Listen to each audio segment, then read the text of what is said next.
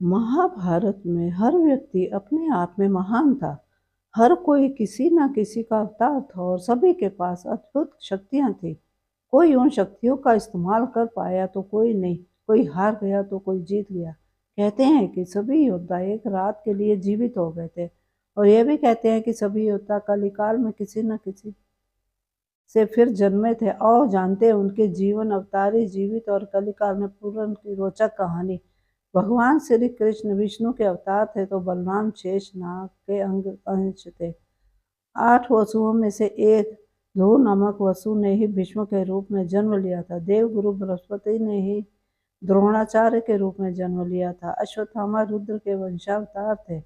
दुर्योधनी कलयुग का तथा उसके 100 भाई पुलस्त्य वंश के राक्षस के अंश थे। सूर्यदेव के पुत्र कर्ण, इंद्र के पुत्र अर्जुन, पवन के पुत्र भीम, धर्मराज के पुत्र युधिष्ठिर और 2 अश्विनी कुमारों के नसत्य और दस्त के पुत्र नकुल और सहदेव थे।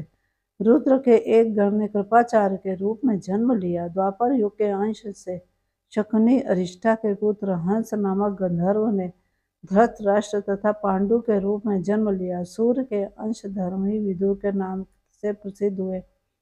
कुंती और माद्री के रूप में सिद्धि और धतिका का जन्म हुआ था।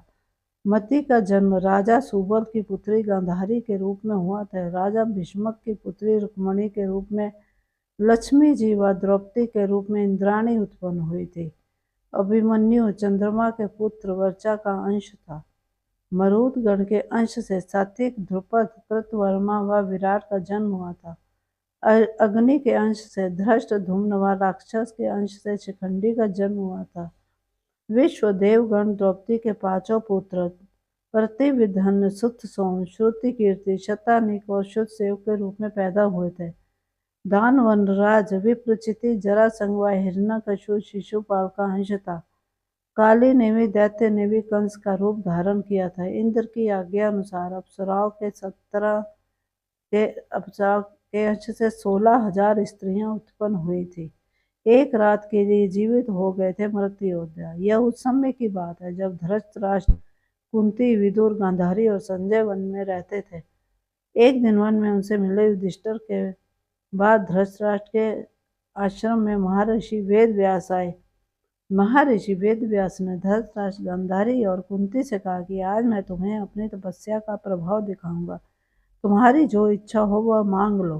तब धृष्टा व गांधारी ने युद्ध में मृत अपने पुत्रों तथा कुंती ने कर्ण को देखने की इच्छा प्रकट की। द्रौपदी आदि ने कहा कि वे भी अपने परिजनों को देखना चाहते हैं। महर्षि वेद व्यास ने कहा ऐसा ही होगा। ऐसा कहकर महर्षि वेद व्यास सभी को गंगा तट पर ले गए। रात होने पर महर्षि वेद व्यास ने गंगा नदी में प्रवेश किया और पांडवों व कौरव पक्ष के सभी मृत योद्धाओं का आवाहन किया।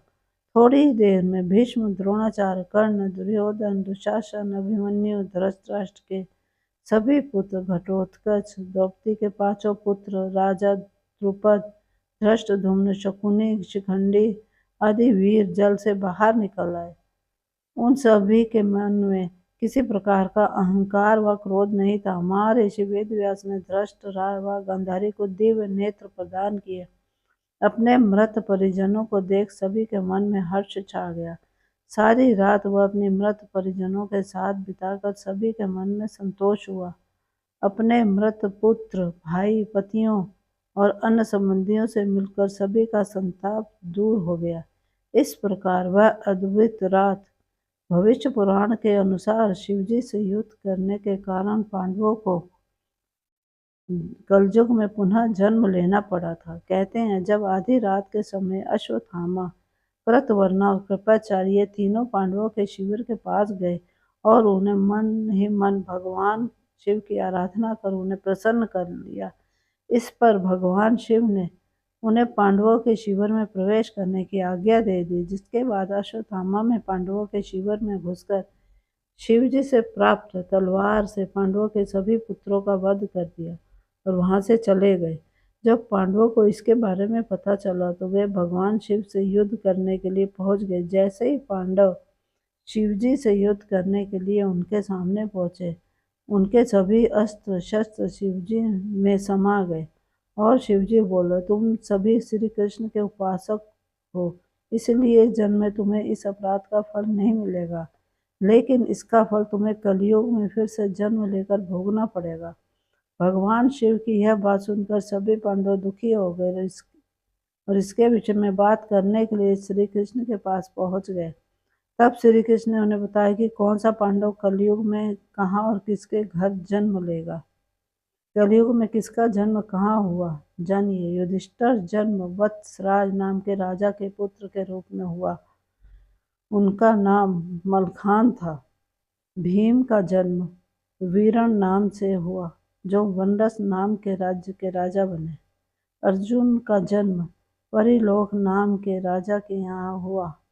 उनका नाम ब्रह्मानंद था। नकुल का जन्म कान्यकुब्ज के राजा रत्नभानु के यहाँ हुआ। उनका नाम लक्ष्मण था। सहदेव ने भीमसिंह नामक राजा के घर में देवी सिंह के नाम से जन्म लिया। दानवीर कर्ण ने तारक नाम के राजा के रूप में जन्म लिया। कहते हैं कि धृतराष्ट्र का जन्म अजमेर में पृथ्वीराज के रूप में हुआ और द्रौपदी ने उनकी पुत्री के रूप में जन्म लिया था, जिसका नाम वेला था।